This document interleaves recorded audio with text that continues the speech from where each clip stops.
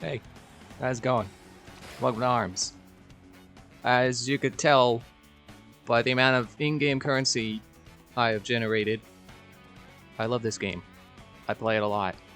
And actually, just to prove it, 270 hours. Also my 510 hours in Has Been Heroes. It's funny to show that there as well, just coincidentally, because I was playing that before this.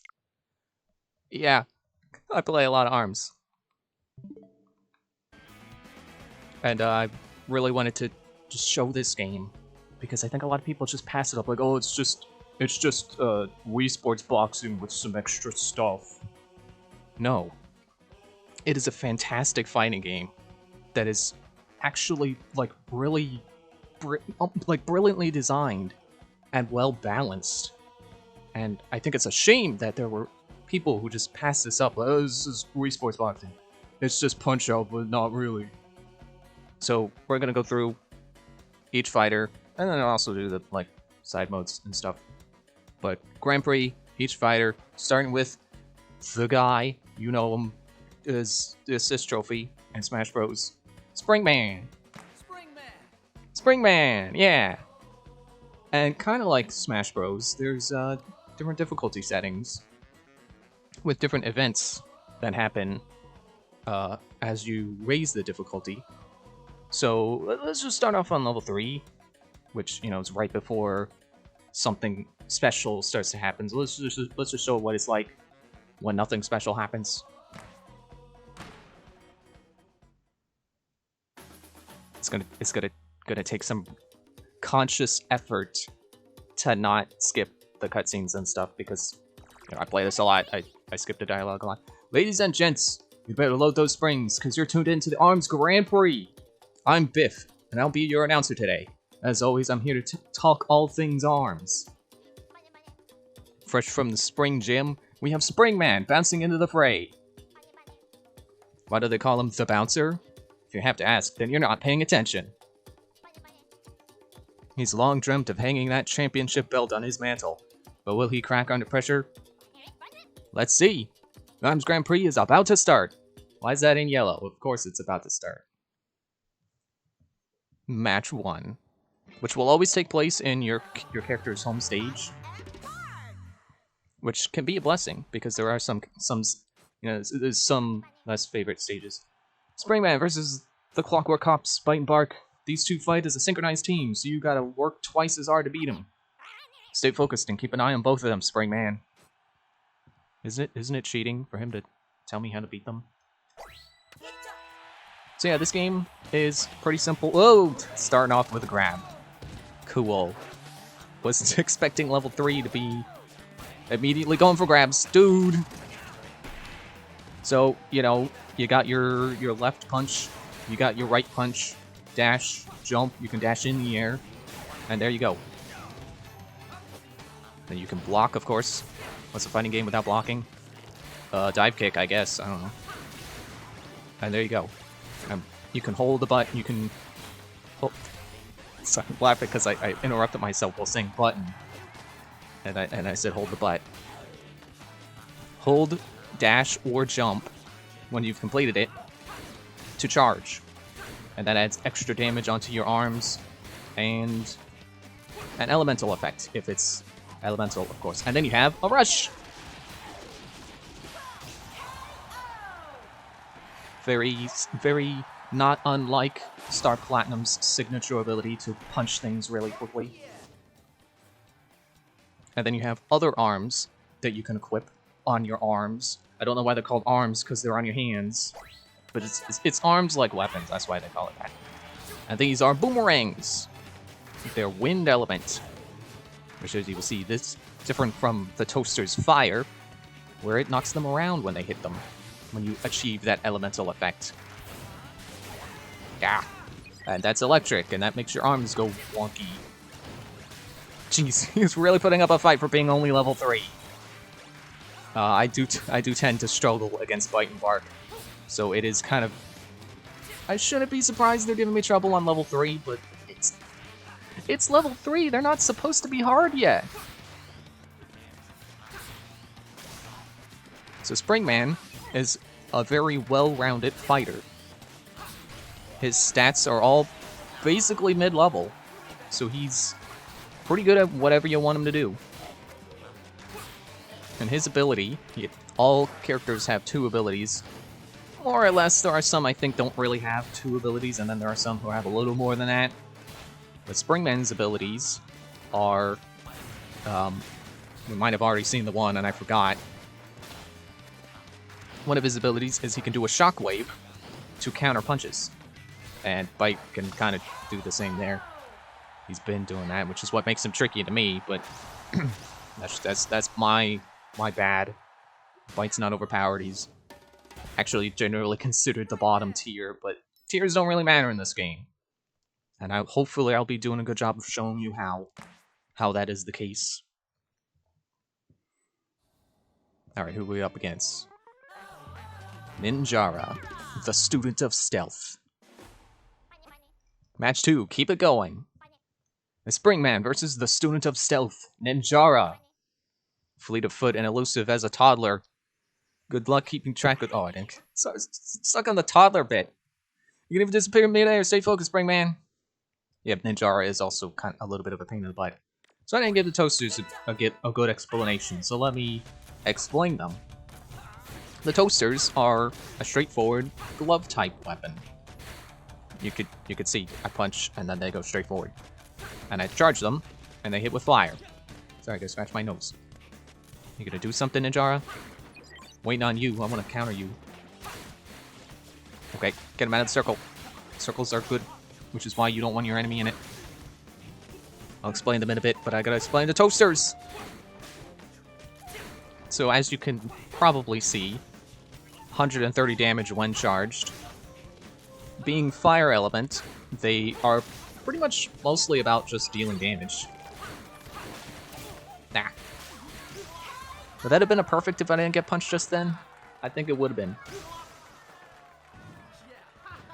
And fire is a damage-oriented element that will knock the opponent down onto the ground when you land one hit. Which might sound a little odd, but I think it really is just meant to be a balancing thing of like knockdowns are really easy to do in this game, and I think it really is just to prevent like endless combos, and I appreciate that. I love that you can't just combo someone to death in this game because you're just amazingly good at it and you've played for like 10,000 hours. I'm totally not biased against any particular situation that has happened to me in my life. No, definitely not.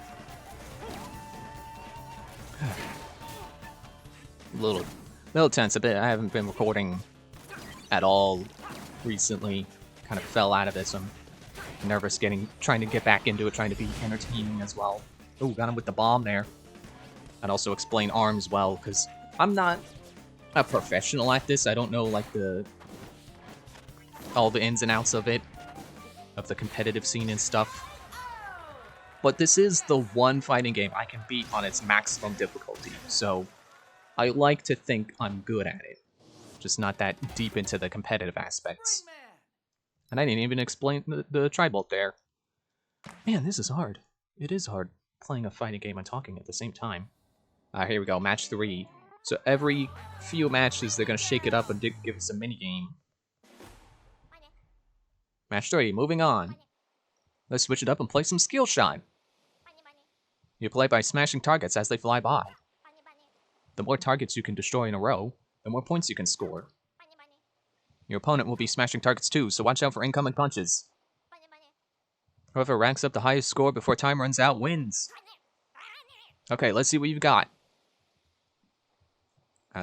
Sadly, we got Ribbon Girl as our opponent, which doesn't mean much in the grand scheme of skill shot, but I just wanted to... Excuse me. Jeez. Wanted to reenact the box art. I thought that would have been fun for the first episode, but we're not getting the chance for that. Now, let's see if I can explain the tri-bolt while we beat skill shot here. NPC is definitely a little good at this game sometimes, and I am not very good, but the idea is to break as many of them in a row as you can so you can get a lot of points like that. Yeah, Got like 400 with that one sweep. The Tri-Bolt can be really good at this because it's so wide, but it's a lightweight arm, so it's easily knocked down. And the Tri-Bolt, well, I guess I did just explain it there. It's a wide arm that is lightweight and easily knocked down. One last punch. Sorry, Ribbon Girl. Yeah, baby.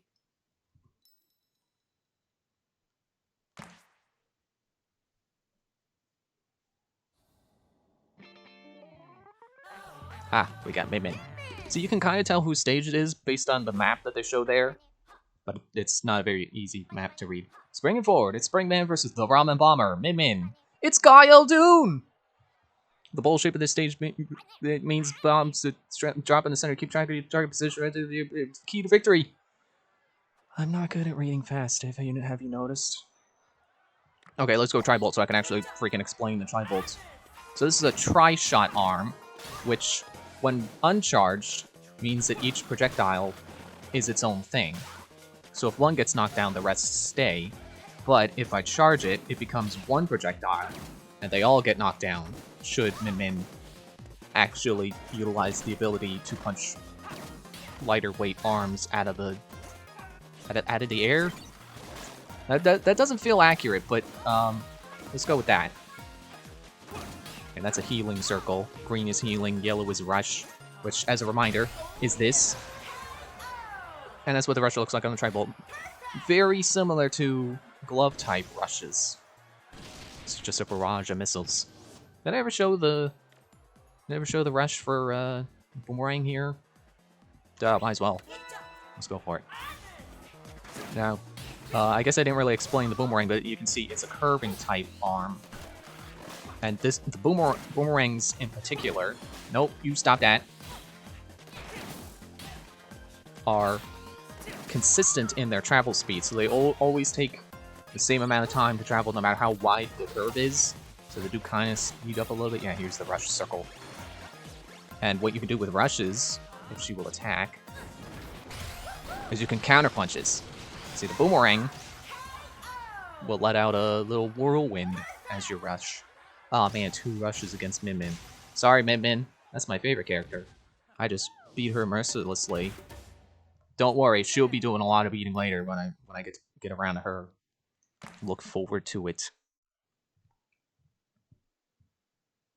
I want to say this is Kid Cobra. Yeah. The Speed Demon. Oh, my capture just flickered there. I hope that wasn't actually the capture. Springman versus the Speed Demon, Kid Cobra. Some of the kids' beloved snakeboards are just lying around this stage. I'm guessing those are gonna factor into this fight. Yeah, this is... I don't know if I can say fan least favorite, but when this was in the competitive... the roster for competitive stages, people wanted it out. People, I think, generally don't like this stage, and it's because of the snakeboards. It does kind of change the dynamic of the fights quite a bit, and kind of makes it all about the snakeboards. But I like to try to make it where, if I can actually get them off the board, I like to try to get them off the board and stay on the ground. And I like that the snakeboards actually give this stage an element of... It forces your opponent... Well, not really forces, but it gives your opponent an element of predictability, because you know, at least when you're playing against NPCs, they're gonna want to hop on the board. So you can pretty easily predict them there. Especially Kid Cobra. Well, I don't know if that's true. See, there I go saying things and then immediately saying, well, I don't know. That's not right. So I do kind of... I like to think I know what I'm talking about with this game, but also take what I say with a grain of salt. I will try to fact check myself the best I can. Man, you're really not that much trouble when you're not on a snakeboard. Also, I forgot to mention, but the Tri-Bolts are stun element, which kind of just makes them flinch for a little bit. I don't know the exact details of how long they flinch. I think it varies depending on what the arm is. So I could just put on screen right now what the Tri-Bolt stun time is. Ah, the Spirited Fighter, Masango. Totally not Star Platinum. Match 6, stay loose. Let's mix it up and play some hoops. It's B-ball with a twist. You gotta throw your opponent into the basket. Dunk or toss him in close for 2 points, or drain him from behind the arc for 3. First to 10 points wins. Now get out there and show a little pep in your step. When they first showed off this game mode, I busted out laughing. Because it is just so ridiculous. You're throwing your opponent into the hoop. Also, I forgot to mention throws. Yeah, it's that kind of... I suppose it's kind of a common fighting game triangle of attacks. So you got punches, which beat grabs, blocking, which beats punches, and throws. I'm just gonna say grab and throw at the same time. Grows go through guards, and you pull that off by punching with both fists at the same time. Now I'm playing with a controller right now, just the Joy-Cons in the little holder thingy so that they stay together. The little grip, whatever it's called. So punching or grabbing is a little harder to pull off when you're using a regular controller because you don't get to control the curve of your arms as well. So your grab kind of is a set distance. But if you're using motion controls, you can go for a really wide grab. It's Springman versus the Grim Creeper, Master Mummy. Don't let the bandages fool you. There's nothing weak about him. Not sure how to beat this beast, but if anyone can, it's Springman! And you will notice that NPCs will not shy away from making their grabs the widest grabs possible, especially during hoops. Okay, can you stop? There, got to use much. I tend to forget about Springman's Shockwave, but I'm also talking, so I'm kind of distracted. And it is a little tricky to pull off a good Shockwave. It kind of is more for countering a predictable punch than it is for general use. Although I think I have encountered people who will do this. And that's really annoying, but I'm sure there's some kind of strategy to beat that. That can't be an easy win. Speaking of easy win, oh, never mind. I thought I had it. Not yet. No, Master Mummy is... I would not call Master Mummy easy. He's another fighter that tends to give me trouble. I say after getting a perfect. But again, level 3. Yeah, we'll just stick with toasters. So Master Mummy, being as big as he is, he has super armor. So I'm going to stick to fire because any other... Basically... Well, not I was going to say basically the other element would be ineffective.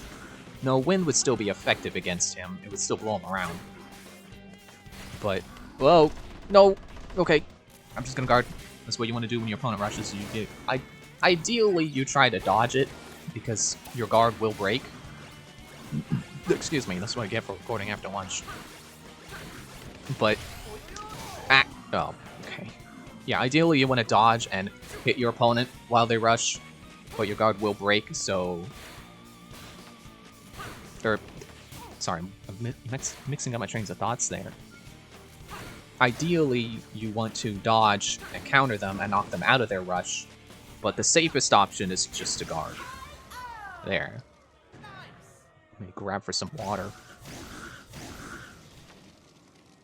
I love how, when you beat him, he slides back and then just thunk.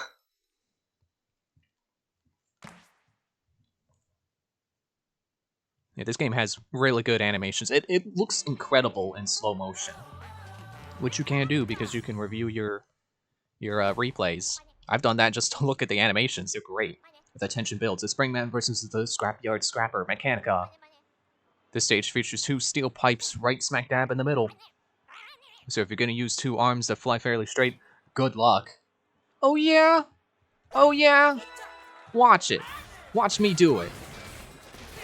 Mechanica is another fighter who has super armor, as you can see there. Super armor only takes effect when they're in the middle of an action, so like jumping, dodging, or extending their arms. Ah, she got me. Speaking of arms, what is that supposed to mean? Yes, arms. This whole game is about arms. Speaking of arms. Ow. And then that missile she's got is kind of a pain for me because it's explosion element. And, I mean, Bite's missile back first match, also kind of a pain because it's basically the exact same thing but electric instead of explosive. But it acts like it's explosive, just the elemental effect is different. Explosive arms are kind of like firearms, except they have a secondary explosion effect. So if I try to counter her missile there, well, I don't know how it worked there. If I try to counter it, the explosion counts as its own hit. So I could guard against the missile, but then, you know, let my guard down trying to counter and end up getting hit by the explosion. So you gotta be careful of that. It can be really annoying. That's funny. Mechanica is also another opponent that tends to give me troubles. I think it's funny we're getting the two super armor opponents that give me trouble one after the other. Master Mummy and Mechanica. Both of them starting with M. Okay, I focus a little bit better. I'm losing here. Now, being a bigger character doesn't mean Mechanica has more health. Every character actually does just have 1,000 health. So it's really more just about the super armor than it is about actual health. Which, with punches usually dealing about 100 damage... There we go. I didn't need a rush, but I did anyway. It's not like I was going to keep it in the next fight. Every punch does generally about 100 damage, or a little bit more than that. So you basically can only take about 10 hits. Which makes it easy to calculate, like... Well, is anyone really calculating how many hits they can take in a fighting game? I guess not. Also, I guess it's not exactly a herd of, you know, an unfamiliar concept. That's not my words again, jeez. Calm down. One bounce away. It's Springman versus the Sucker Puncher, Lollipop. As you might expect from a clown, the arms she uses are a little wacky. But are they wacky enough to throw the famous Springman off his game? No. I know what I'm dealing with here. What was I saying? Yeah, fighting games, I guess, don't usually have fighters have different pools of health. Now that I'm thinking about it, it's like, does Street Fighter do that? No. I think it really is more about, like, super armor and stuff like that, and ability to reduce incoming damage, than it is about how much health they have. Okay, get out of here. I find Lollipop is a great opponent to practice against for learning, like, predictability. Because the way her animations work, and the way her AI works, it made me realize, like, just what exactly the idea is behind being able to predict an opponent. Like, the way when she does an air dash, she goes all wide, she splays her limbs. Okay, not that. That's a different thing. That's a special trait of hers, to block in air. Yeah, you can't guard in air unless you're Lollipop. Or a certain other fighter. That we will see later. But yeah, when she does that, it's like you can tell where you can kind of tell where she's gonna land when she does that, so it's easy to predict where she's gonna land. Like it's such a wide animation, it's such a noticeable animation that it's like, oh, okay, I know I should try to hit her where she lands, because that's what you do when your opponent jumps, is you want to predict where they're gonna land and get them. And Lollipop really gonna get me with a timeout? I mean, I'm gonna win, but she's still... Yeah, she ran out the clock.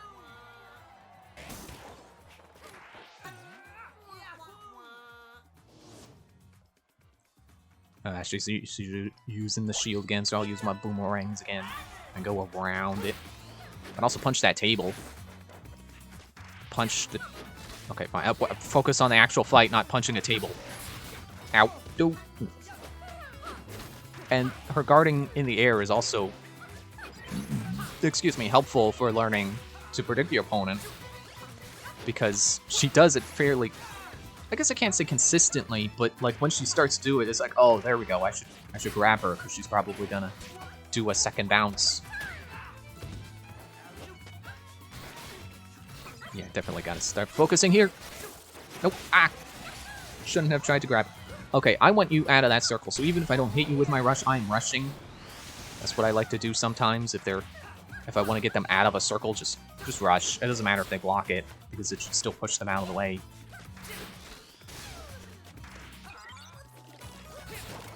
The Springman's one of the characters who I believe has a pretty decently long charge... Not charge time, but the amount of time he can hold a charge for. It's like 2.6 seconds or something like that. One of the weakest would be like, I guess about 1 second, so it's really, I guess, not that big in the grand scheme of things, but I suppose in terms of competitiveness and, you know, meta and stuff, yeah, it kind of is a lot. I suppose, you know, 1 second to basically 3 seconds. There we go.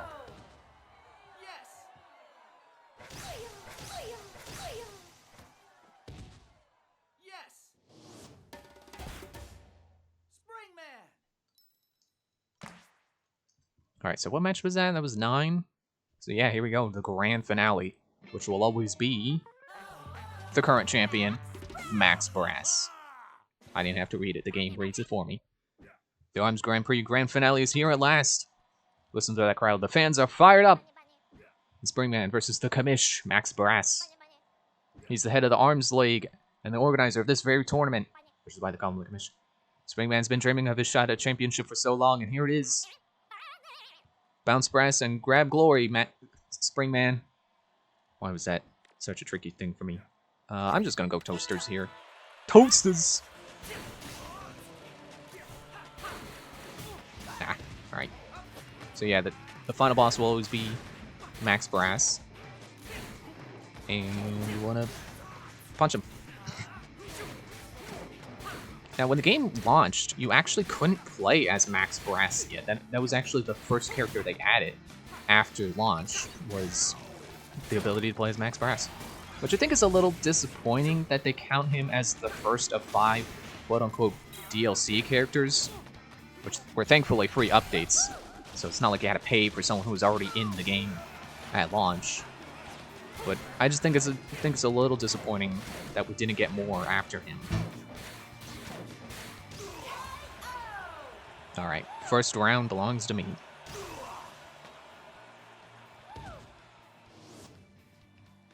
Oh, he's going double kablammers. Yeah, I'll just stick with Toasters. That'd be cool. Now, I think it's funny. Max Brass is another character who can get super armor. He doesn't have it, but he can get it, which you may see. Yeah, he buffs up. That's when he gets super armor. But I knock him down, and that takes away his super armor. So he's actually pretty susceptible to being knocked down, I suppose. I mean, not that he's extra vulnerable to it, but it packs extra consequences for him as opposed to anyone else who can kind of just shrug it off. So I suppose you have to play careful with his super armor. But we're not talking about Max Brass right now. We're not playing as him. I mean, we could still talk about him, but we're talking about the boss, Max Brass, not playing as him. Ah, jeez. And he also has shockwaves. And there we go. Oh, perfect. Cool. But it's funny that he can get super armor. I don't usually struggle with him. I struggle with the other 2 characters who can get super armor.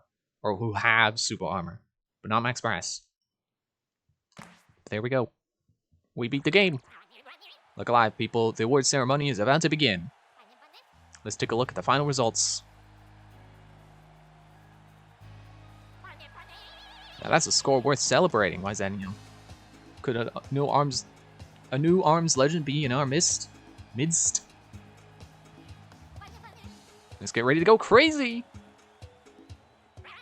The winner of the ARMS Grand Prix and your new Grand Champion, the Bouncer, Springman! He sprang to the top and bounced the champion. Congratulations! As another ARMS Grand Prix draws to a close, I'd like to thank you all. Thank all the competitors and fans at home.